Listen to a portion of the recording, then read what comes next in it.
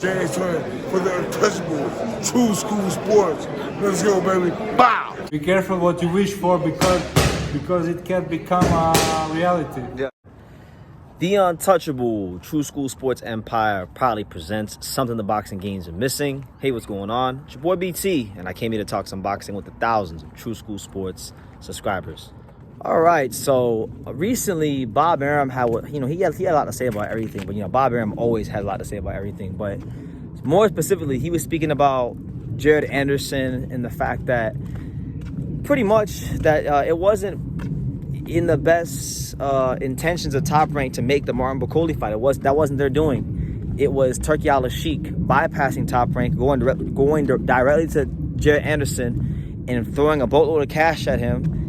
And then Anderson obviously jumped on the fight, and he pretty much said that they knew that was a terrible fight for Jared, and they would never have taken that fight. It would have been against their best wishes, and that it was the stupidest fight he could have taken. And guess what?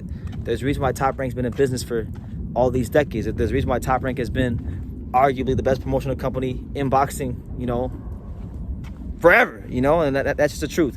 A lot of people don't like Top Rank. They have their things to say about them, but you can't argue with the results. Top Rank has been one of, if not the most sustainable boxing promotional company all these years, and you don't get to that level if you don't know a thing or two about fighter development and how to build fighters, right? So they didn't want to take that fight because Martin Bakole, he's strong, fights hard the whole fight.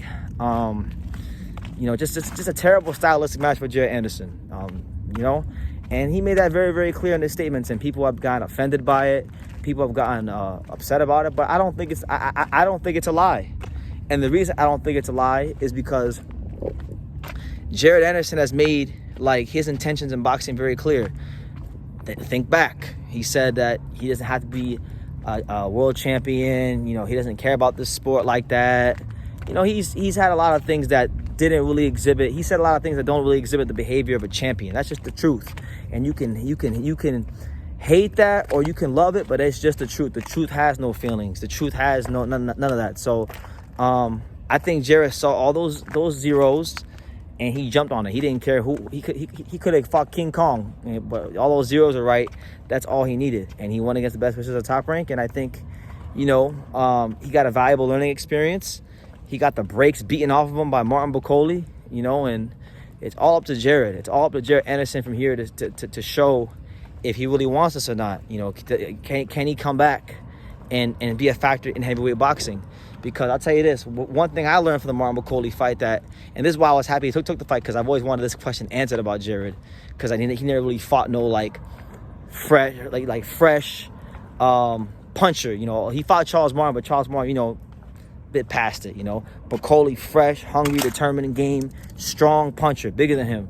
And Jared wasn't. I give Jared credit. I'm not no big Jared Anderson fan, but I give Jared Anderson a lot of credit because Jared went in there and he fought with the best with what he had at that time, and he was hitting Bakole with some shots, but he wasn't moving him, and that's a big concern for me, because in this weight class, the big boy division, the heavyweight division, where that one punch factor is always in play, you need to have something to keep these guys off of you. And the two fights of Jared Anderson's that I've seen against, names or live competition were Charles Martin and Martin Bakole. And the common theme in both those fights that I've seen is that he ain't got no oomph, he doesn't have enough punching power to keep, upper echelon heavyweights off of him. So my thing is, I think maybe from a technical standpoint, he has to work on some things. I don't know. Maybe he still has to mature, but that's a big concern. And I think Top Rank, the smart thing to do for them will be to probably step him down in the competition, because we clearly saw he can't beat no damn Martin Bakole or anyone on that caliber. So maybe someone like Guido Vianello, who's coming off a big win against Makhmudov, who was always a guy that Jared was removed to fight. I think Makhmudov and Jared and Guido would be an amazing fight, because Guido is going to come in with a lot of confidence. Guido, good boxer, Olympic experience, big, solid, strong kid. If Jared can show something in that fight, then that will be a good step in the right direction. But everything Bob said about Jared in the fight, I believe him. I really do, just because I know, and you guys know too, if you follow boxing, you follow Jared's career. Jared's always been in it just for the money. So you know, sometimes, not just in boxing but in life, you gotta take your time with things. You gotta take your time. You gotta make sure that yeah, take your time, because these things are a process. And Top Rank's built Oscar De La Hoya, Floyd, Pacquiao. You know, they built the biggest stars this sport's ever seen. And they don't, and that's not by accident. You know, they got the best matchmakers in the business, Brad Goodman, Bruce Trampler, like real sound boxing people. So to go against those guys, better judgment. Not saying they're perfect, they're humans, they can make mistakes too, and they do, but more times than not, they're gonna be right, because they understand styles, they understand fighter tendencies better than anybody that's a matchmaker in the business. So we'll see how it goes, but yeah, that's the news. What do you guys think about Bob Arum?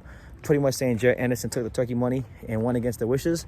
You guys think it's foul play from Bob, or do you guys believe Bob, and you guys believe that he's telling the truth about Jared? Let me know what you guys think in the comments down below. Make sure you guys take the time to subscribe, and like I say in every single one of these videos, you can love me or you can hate me, but I'm just a kid from Dania. So until next time, take care, guys. Thank you for watching another video on the untouchable True School Sports Empire. I'm at the Boxing Hall of Fame out here in Canterfield, in New York. And for more great boxing content just like this video, make sure you click and subscribe right over here.